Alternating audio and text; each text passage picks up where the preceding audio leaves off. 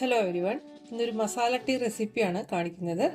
അതിന് വേണ്ടിയിട്ട് ഒരു കഷ്ണം ഇഞ്ചി, 2 ഏലക്കായ, ഒരു ചെറിയ കഷ്ണം പട്ട, ഒരു ഗ്രാമ്പു.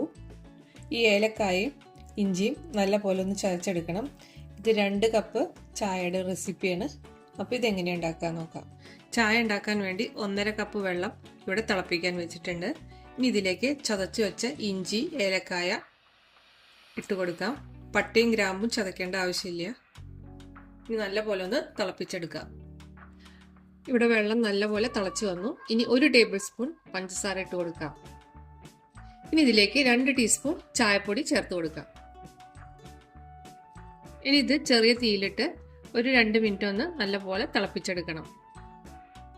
ഈ 1/4 കപ്പ് പാല് തിളപ്പിച്ചത് ചൂടോടുകൂടി തന്നെ ഇതിലേക്ക് ഒഴിച്ചു കൊടുക്കാം. ഇനി നല്ലപോലെ ഒന്ന് തിളച്ച് വരട്ടെ. ഇപ്പോൾ പാലൊഴിച്ച് ചായ നല്ലപോലെ തിളച്ച് വന്നിട്ടുണ്ട്.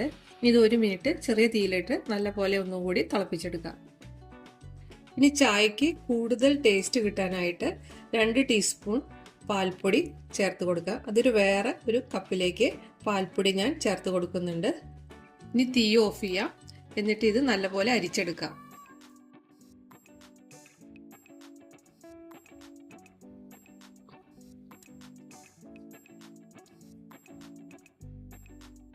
ഇനി പാൽപ്പൊടിയും ചായയും നല്ലപോലെ മിക്സ് ആവാൻ വേണ്ടിയിട്ട് 2 പ്രാവശ്യം ഒന്ന് അടിച്ചെടുക്കാം.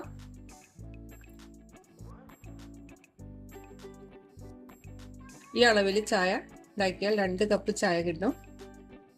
അപ്പോൾ മസാല ടീ ഇവിടെ റെഡി ആയിട്ടുണ്ട്. ഇതിൽ പാൽപ്പൊടി ഇട്ട കാരണം സാധാരണ പാലൊഴിച്ചുണ്ടാക്കുന്നേക്കാൾ ഒരല്പം കൂടി ടേസ്റ്റ് കൂടും. അപ്പോൾ ഈ രീതിയിലൊന്ന് ഇത് ട്രൈ ചെയ്ത് നോക്കും.